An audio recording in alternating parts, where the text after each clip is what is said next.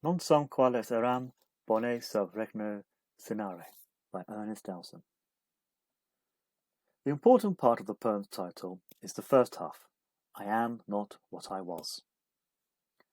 Therefore, this is a poem about someone who feels that their best days are behind them, who has been transformed by the experience of love, and not necessarily for the better.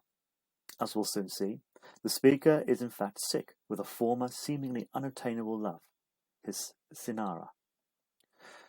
Appropriate for a poem about memory, the poem opens with one from the previous night. As the speaker is kissing a woman, the remembrance of his former love, Cynarae, comes to his mind, effectively ruining the moment. The language is overwrought and emotive, painting a picture of an individual driven to almost opposite extremes, one of self-indulgence, the other of anguish. In the second stanza, it becomes clear that the woman he was kissing the previous night is a prostitute. Initially, his relationship with her is presented with seeming affection, but the crude and direct phrase, bought red mouth, undercuts this impression and reduces her to a mere object. Any satisfaction he has derived from her company is cancelled out by the next grey morning. Note as well the use of pathetic fallacy here. As the third stanza makes clear, the speaker's cavorting with prostitutes is part of a wider pattern of wild and hedonistic behaviour. In a bid to expunge the memory of Cynarae, the speaker has indulged in stimulating his senses to the utmost, with dancing and partying with the throng, but it is in vain, and fails to rid him of Cynarae's lingering presence. There's a strong contrast between the deathly pale lost lilies of Cynarae and the opulent sweet kisses of the prostitute's bought red mouth from the previous stanza. Still, though, the speaker rushes headlong into even wilder activities. But, just like his night with the prostitute, when it's all over, the memory of Cynarae remains. It is not the lips of other women he longs for, but those of Cynarae.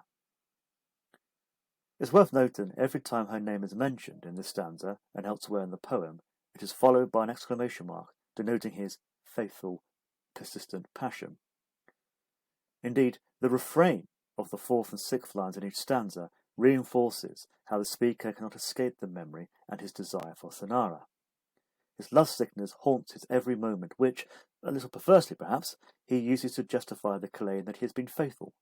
Sheepishly, he adds the caveat, in my fashion, acknowledging that his fidelity is somewhat unconventional. Within this refrain and elsewhere, the poem's imagery mostly consists of references to illness and darkness.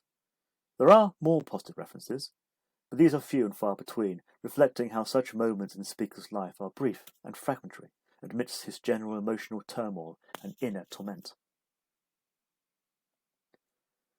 Dowson worked as a translator of French and spent some time in the country. The artistic fashion at the time for decadence, which originated in Paris, is evident in not just the debauched behaviour of the speaker, but also in its metre.